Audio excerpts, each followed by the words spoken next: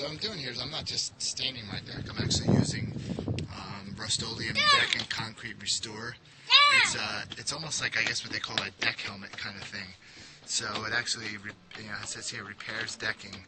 So you'll see my deck. This is a railing. It has a bunch of kind of cracks and stuff.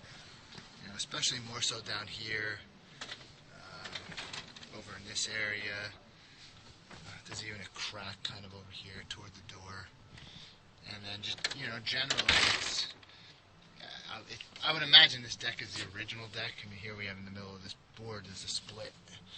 I'm imagining this deck is probably original, and this house is about 20 years old. So, my plan is to use that stuff and just kind of put that sealant over the top.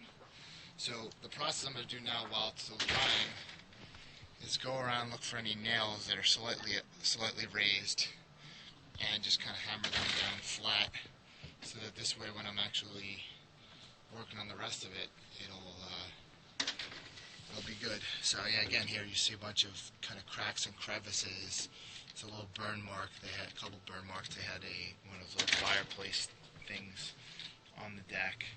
So, generally my deck is just not in the best of conditions. There's cracks and, the wood's not holding up that well after, again, as I say, probably about 20 years, because I would imagine this is the original deck on this house. So, you get a feel for what the deck looks like currently, and I'll come back once I get started and show you a little more about this. But this is an example of what it's going to come out to be with. Here's just a little bit of the paint they took out and put right on there. So it's like a textured kind of paint that's going to go over the deck. So that's the next step after doing the nails.